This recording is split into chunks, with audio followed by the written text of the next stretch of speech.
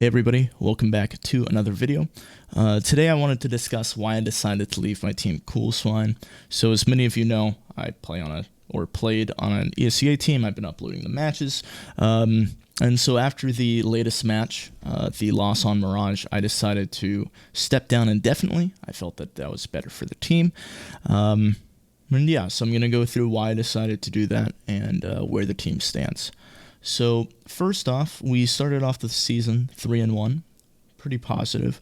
But by the time I decided to leave, we were 3-4. Okay, we had lost 3 in a row, and it just wasn't it. One of the things that I struggle with as an IGL is maintaining the balance between focusing on my own gameplay and calling strategies and making sure that everybody else is on the same page and everybody's doing what they're supposed to be doing.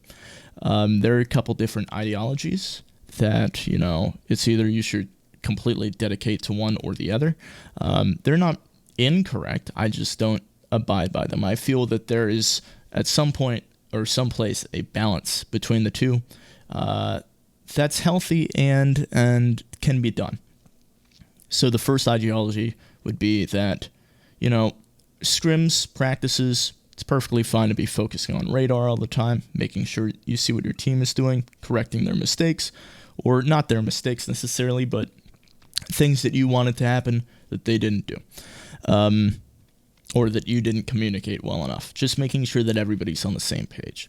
And then once you get into the actual league match, you 100% focus on your gameplay. You call the strats. If they fail the strats or they don't run it exactly how it was practiced, or something happens, that's not your problem. You're in the league match. You need to focus on you.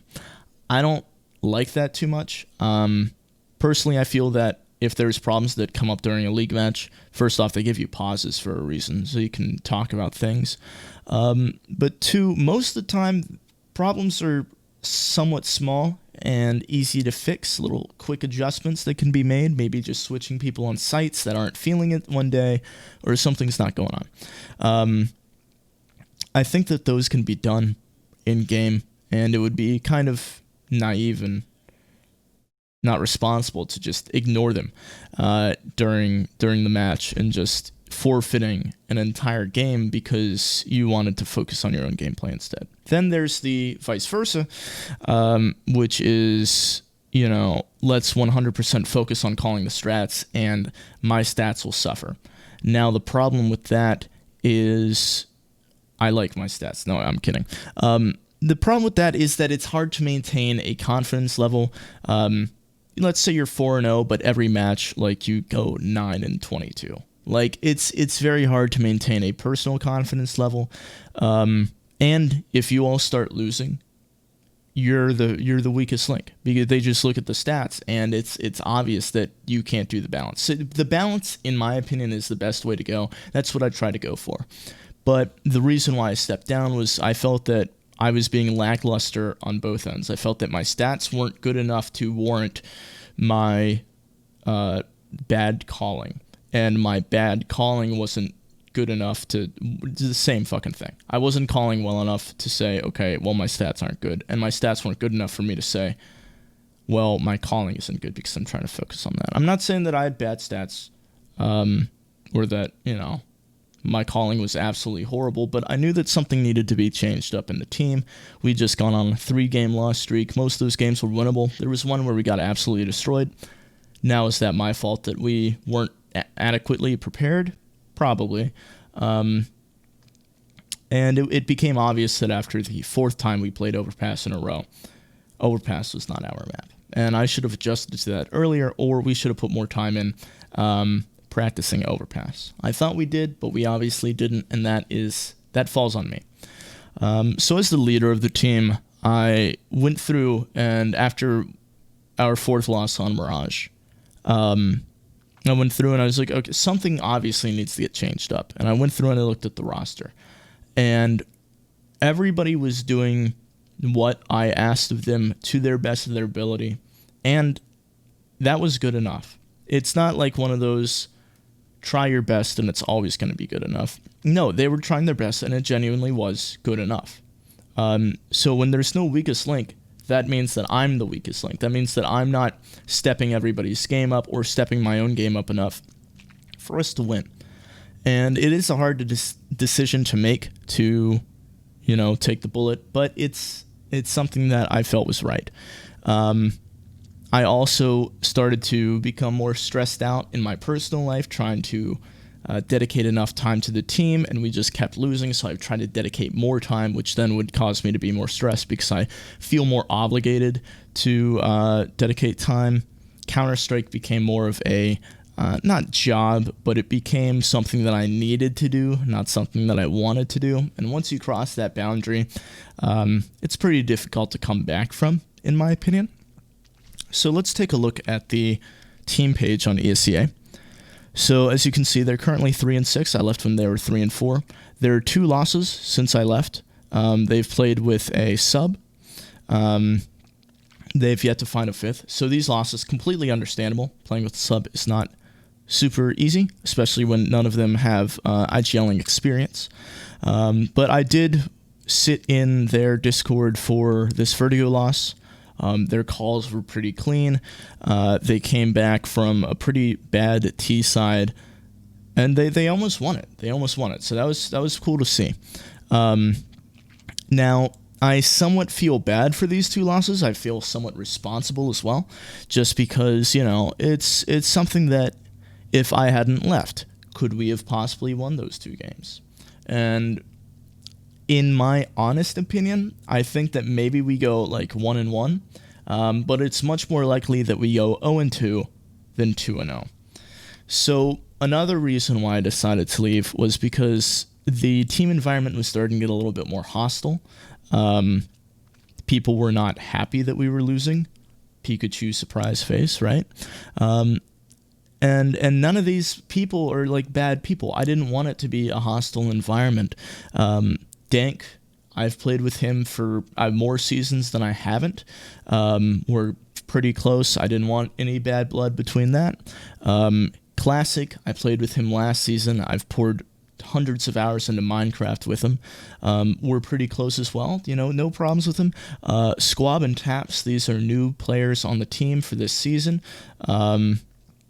And they're both nice guys. They're both genuinely nice people, and I just didn't want this to turn into a super bad toxic environment.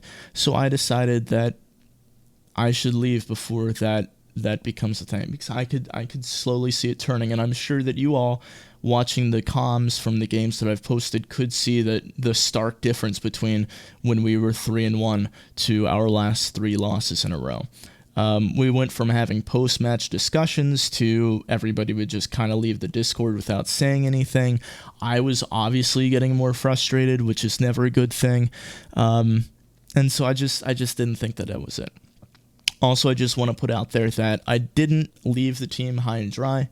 Right after the Mirage match, I evaluated things and messaged everybody, saying that I would be stepping down. This gave 4 to 5 days before the next match, which is, it's not really enough time to find a permanent 5th, but if they needed a separate sub or somebody that they wanted to try out a bit, they could have found one. I also said, hey, if you guys can't find anybody or something comes up, feel free to message me, I'll get on. And so, yeah, that's about it. Let's take just one last look just at the overall stats. So I wasn't playing the absolute worst. 75 ADR is nothing to be proud about, but relative to everybody else's ADR, I was hanging in there. It's not like in previous seasons where I might be doing absolutely horrible while my IGLing is bad. But no, I just knew that something needed to be changed up, and none of my fellow teammates deserved for them to get cut. Nobody was playing poor enough to get cut. Nobody was making enough mental mistakes to get cut. And if there were mental mistakes or lack of strategy going into a map or lack of adjustments, that all falls on me. all right, because I'm not correcting those things, or I'm not being clear enough about what I want, what we should be going for, that nobody's on the same page, and that's my fault there. So I think for the rest of this season 35, I'm just going to be taking it off. I have looked at a couple teams, gotten a couple offers. I'm not really trying to find anything right now, but I want to focus on my college currently, making sure I got 2 semesters left before I graduate, making sure that all goes smoothly. That's always a smart thing to do. But I do believe season 36, if all goes according to plan as of right now, I will be playing season 36, probably for a completely different team, completely new people. But that's assuming that somewhere along the way I start deciding that Counter-Strike is more fun. Counter-Strike is something that I want to play instead of that I need to play. Obviously, this will not, or not obviously, but this will not affect my video making at all. I can still put out tutorials, that's fine. It takes no time to do. And it's not super stressful at all. I load up Counter-Strike and I go into an offline server. There's no competitive. I don't have to warm up for it. It's fine. But yeah, just wanted to give you all a little update, go on one of these talk ranty things. I like these kind of videos. I personally enjoy watching people do these. So maybe you all will like to watch this. If you do, let me know. I'll go on more rants. Not rants, but I'll just talk. I personally like this. It helped me de-stress, as if I was really pent up before. No, it helped me work through this mentally. And yeah, so thank you all for watching. Hope you have a good day, and I will see you next time.